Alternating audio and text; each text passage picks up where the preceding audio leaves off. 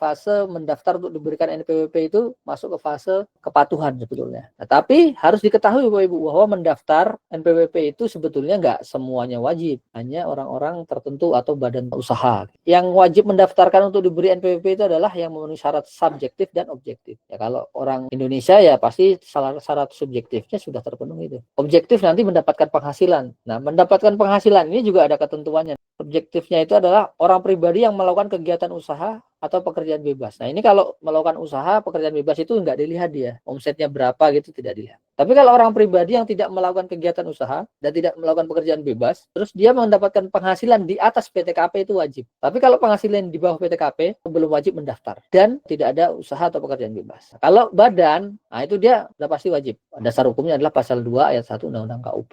Bahwa setiap wajib pajak telah memenuhi syarat subjektif dan objektif sesuai dengan ketentuan peraturan perundang-undangan perpajakan wajib mendaftarkan diri pada kantor DJP yang wilayah kerjanya meliputi tempat tinggal atau tempat kedudukan wajib pajak dan kepadanya diberikan NPWP. Kapan paling lama? Kalau orang yang punya usaha atau pekerjaan bebas, paling lamanya adalah 1 bulan setelah kegiatan usaha mulai dilakukan. Yang kedua, orang pribadi tidak melakukan kegiatan. Contohnya orang kerja. Orang kerja aja itu tidak melakukan kegiatan usaha atau pekerjaan bebas, Bapak Ibu ya. Paling lama akhir bulan berikutnya. Nah, dia mau misalkan Januari mulai kerja tanggal 20.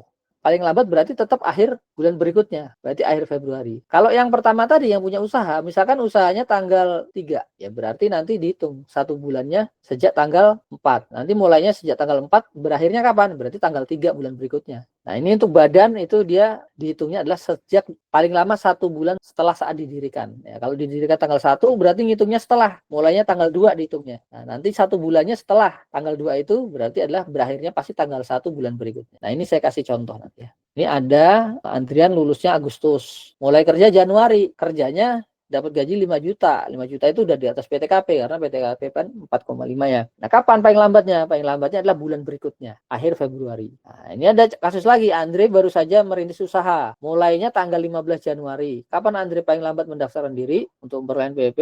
Paling lambat adalah tanggal 15. Kenapa tanggal 15? Karena ngitungnya adalah mulai tanggal 16. Tadi setelah dimulai. Kalau dimulainya tanggal 15, kita ngitungnya mulai tanggal 16. Jatuh tempo 1 bulannya ya tinggal 15 dikurangi 1 aja. Nah, jatuh temponya paling lambatnya ada tanggal 15. 16 dikurangi 1 berarti 15 Februari. Karena nanti kalau tanggal 16 sudah masuknya terlambat. Nah, terus yang PT berarti kan badan ya. Ini baru didirikan tanggal 3, mulai beroperasi tanggal 10.